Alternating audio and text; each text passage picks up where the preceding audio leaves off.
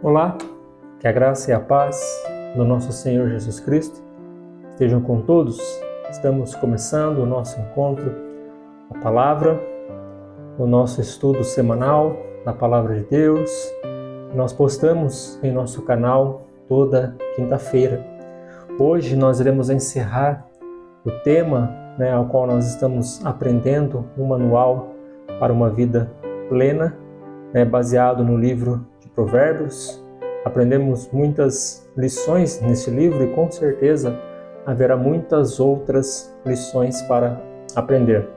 Hoje, o tema do nosso encontro será gestão financeira bíblica. Nós vamos falar sobre finanças. Então eu gostaria de pedir aos irmãos que abram suas Bíblias comigo lá no livro de Provérbios, capítulo de número 16, verso de número 16. Provérbios 16, 16. Assim diz a palavra de Deus: quanto melhor é adquirir a sabedoria do que o ouro, é mais excelente adquirir o entendimento do que a prata. Amém. Chegamos ao final do ano, estamos no mês de dezembro, e é comum nesse mês aumentar o consumo, aumentar os gastos. Muitos recebem o seu 13º salário, já se planejam o que vão comprar, outros irão quitar algumas dívidas, outros irão guardar o dinheiro para começar o ano de 2025 com as dívidas zeradas.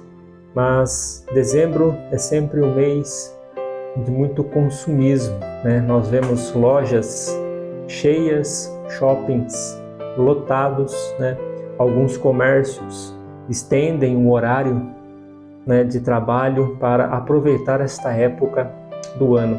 E quem nunca ficou endividado? Quem de nós nunca ficou com uma dívida pendente para pagar? É comum acontecer isso na vida de todo ser humano, de toda família, esses momentos em que alguma dívida pesa no orçamento familiar. Mas a palavra de Deus, ela nos ensina que nós devemos buscar mais a sabedoria do que o ouro, mais o entendimento do que a prata. Os irmãos sabem que quem escreveu o livro de Provérbios foi o rei Salomão, e não houve homem mais sábio do que ele.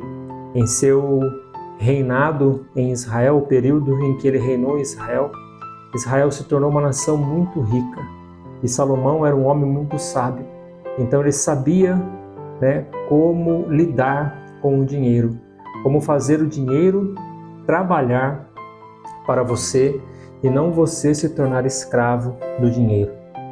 Então vamos aprender alguns princípios que ele diz aqui no livro de Provérbios que irão ajudar aqueles que buscam o equilíbrio na sua vida financeira, aqueles que buscam uma direção na sua vida financeira.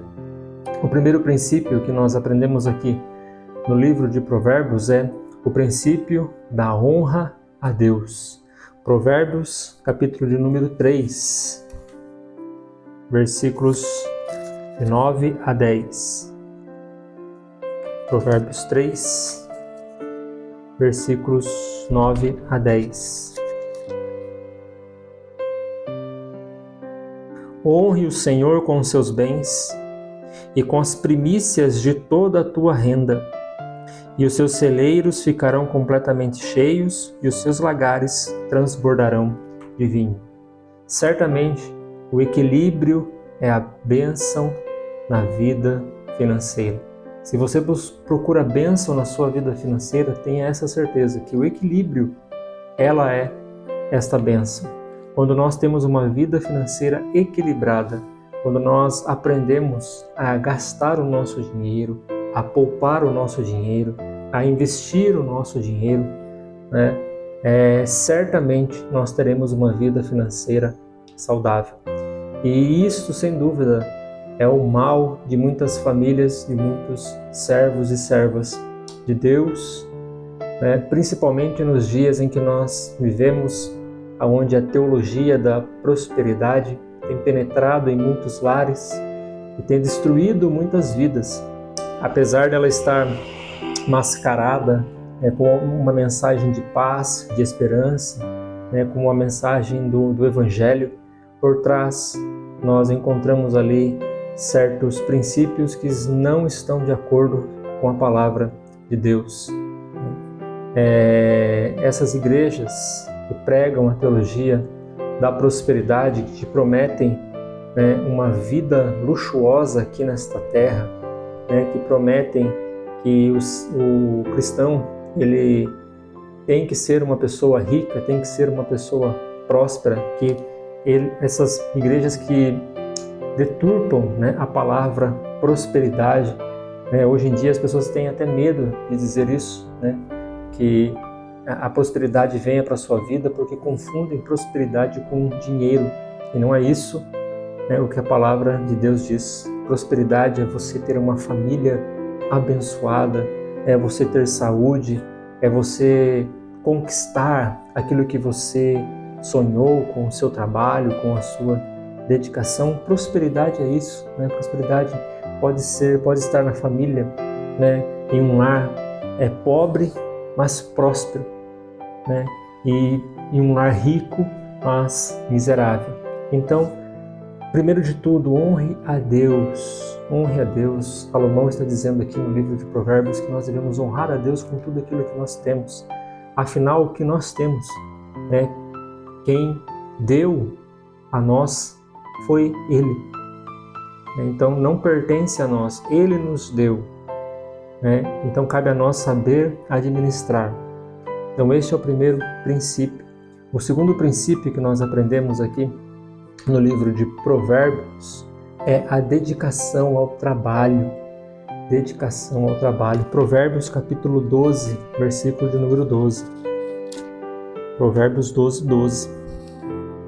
O ímpio quer viver do que caçam os maus, mas a raiz dos justos produz o seu fruto. O ímpio quer viver do que caçam os maus.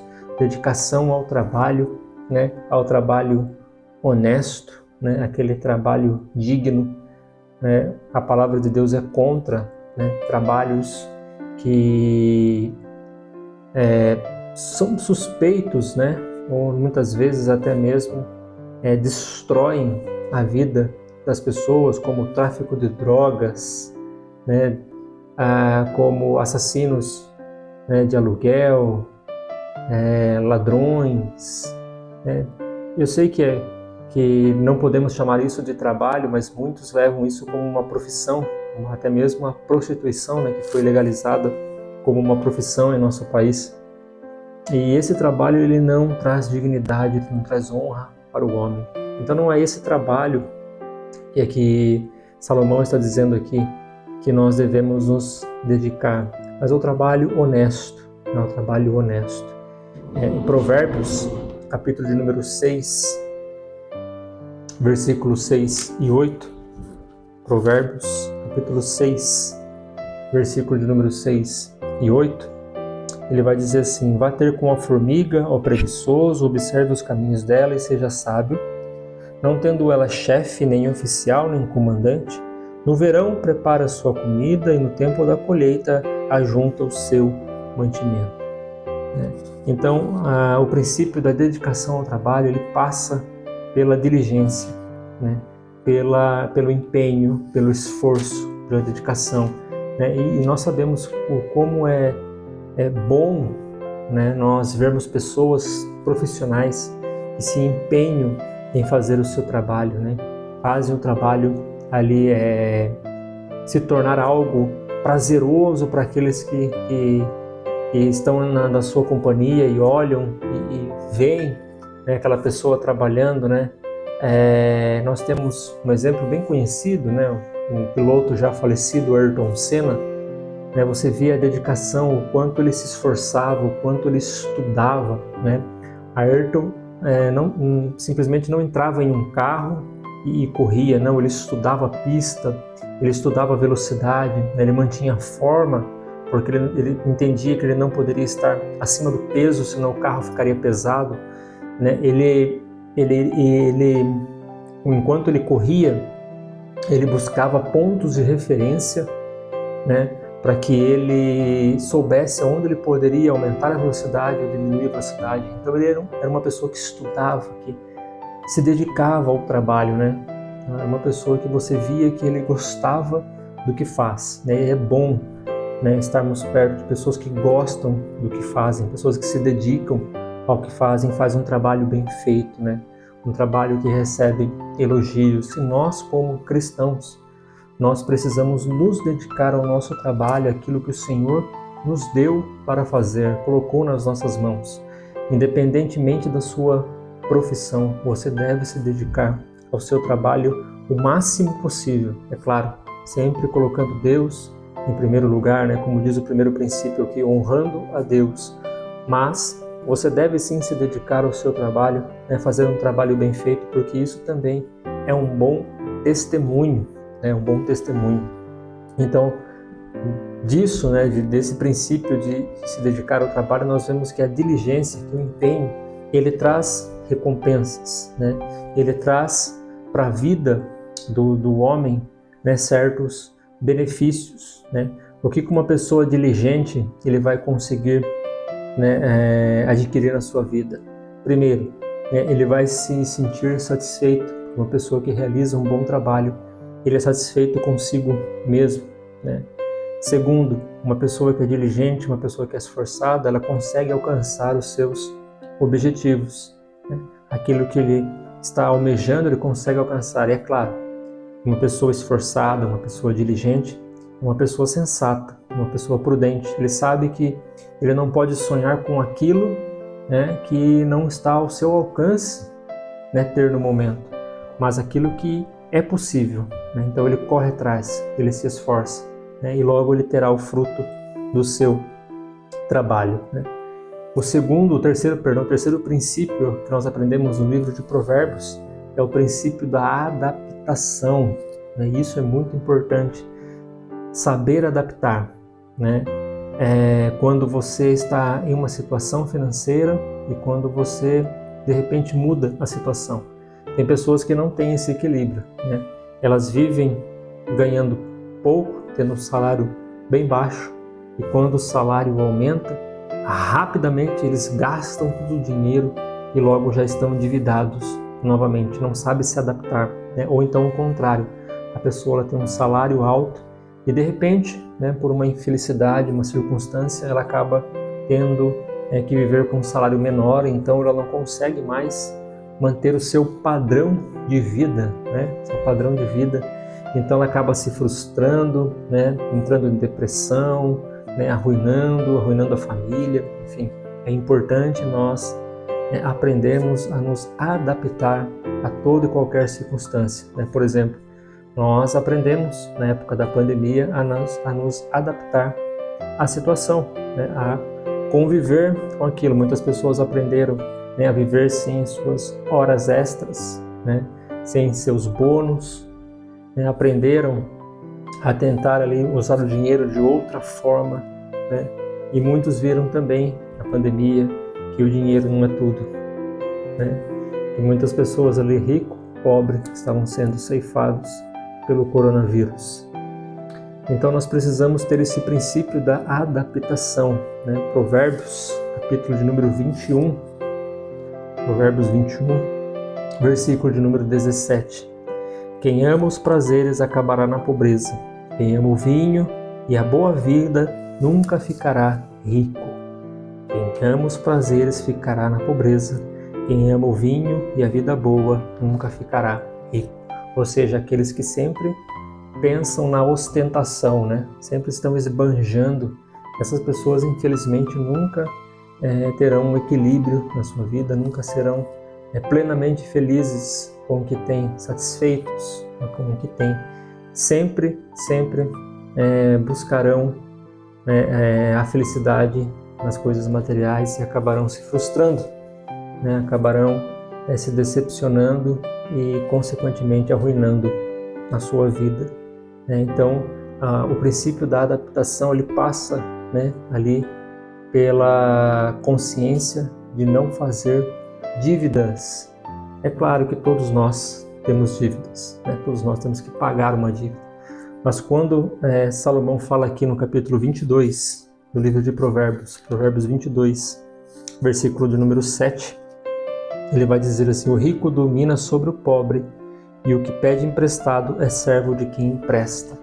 Quando ele fala isso, ele fala a respeito de você assumir uma dívida desnecessária, né? Você assumir aquela dívida simplesmente para satisfazer o seu desejo, o seu prazer, né? Para se apresentar, para ostentar algo que você não é a realidade da sua vida, né? Não caia nessa armadilha, né? Não caia nessa ilusão, né?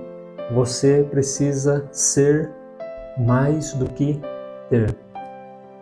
Todos nós, como cristãos, precisamos ser mais do que ter, né? Precisamos ser cheios do Espírito Santo, cheios de sabedoria, cheios de entendimento, cheios, né, do domínio próprio, né, de equilíbrio, do que termos muitas coisas sem vivermos uma vida totalmente desequilibrada, né? É interessante aqui que o pastor batista Russell Jr., lá dos Estados Unidos, ele disse assim que o cristão não pode servir a dois masters, né? Ou ele serve o master, ou ele serve o Mastercard. É porque master, né, essa palavra traduzida para o nosso idioma significa mestre. Então, o cristão não pode servir a dois mestres, né? Parafraseando o que Jesus disse, né? Não podemos ter dois senhores. Não podemos servir a Deus e as riquezas. Então, as dívidas, elas são uma armadilha e elas acabam, né, com o relacionamento de muitas famílias. Muitas famílias são destruídas por causa de dívidas, né? Você sabia que o índice de divórcio dentro do nosso país, né, supera a infidelidade. Casais se divorciam por causa de dívidas, né? Então tome cuidado para você não cair nessa armadilha, né? Fique atento ao princípio da adaptação. E por último, né, o princípio do planejamento. Nós precisamos planejar. Provérbios 21, 5. Os planos de quem é esforçado conduzem à fartura, mas a pressa excessiva leva à pobreza. Você deve planejar, sim, a sua vida financeira. É importante isso, é importante. Claro que devemos dedicar tudo a Deus, tudo tem seu tempo. Deus, Ele é soberano sobre todas as coisas, mas isso não nos deixa imune, né, a não planejar a nossa vida. Você tem que sim planejar, você tem que planejar aquela viagem, aquela compra, aquela reforma. É importante nós planejarmos. Hoje, dentro da internet, nós encontramos planilhas, né, nós encontramos aplicativos que nos ajudam, né, a fazer um planejamento, né, financeiro, familiar. E isso com certeza irá ajudar você a fugir das dívidas, né? Se possível, pagar tudo à vista ou então em poucas parcelas, né, para que você não caia naquela ilusão de que eu pago pouco, mas demoro 3, 4 anos para pagar, né? Isso é uma ilusão, né? Muitas vezes isso é falta de planejamento. Então nós precisamos ter este princípio, o princípio do planejamento das nossas vidas. Queridos irmãos, este então é o nosso último encontro com a palavra de 2024. Eu desejo a todos um ótimo 2025, né? Que Deus continue abençoando a sua família, abençoando a nossa igreja. E se Deus nos permitir, 2025 estaremos, né, com o nosso encontro com a palavra aqui no ar toda quinta-feira. Que Deus abençoe a todos que acompanharam, né, os vídeos durante todo esse ano. Eu quero agradecer em especial ao presbítero Roberto, né, toda a edição que você vê aqui nesse vídeo, né, a abertura, o encerramento, o louvor no final, tudo isso é trabalho do ministério aí do presbítero Roberto, né? Um grande abraço a ele, Deus abençoe a sua vida e a sua família. E até 2025, irmãos. Fiquem com Deus, um forte abraço a todos e até lá.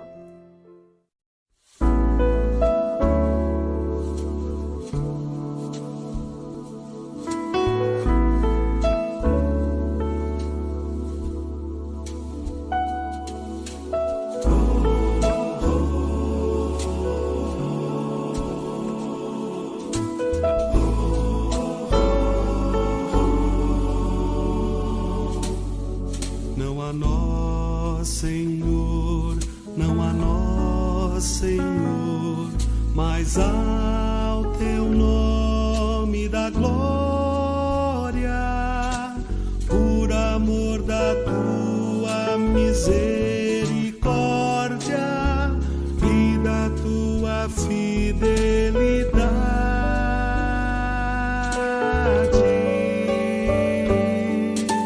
Não a nós, Senhor, não a nós, Senhor, mas ao teu nome da glória, por amor da tua misericórdia e da tua fidelidade. Porque perguntam as nações, onde está nosso Deus? No céu está o nosso Deus, e tudo faz como lhe agrada. Não a nós, Senhor, não a nós, Senhor, mas ao teu nome da glória, por amor da tua misericórdia e da tua fidelidade.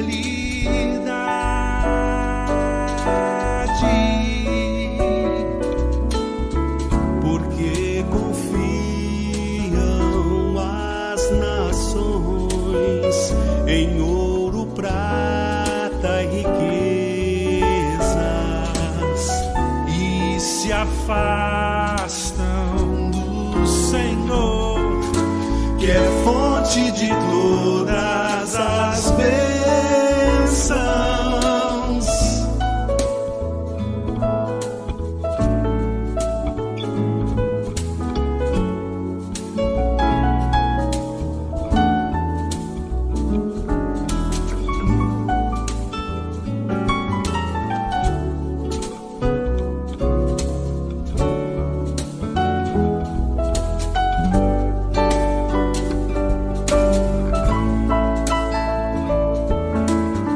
Porque confiam as nações em ouro, prata e riquezas,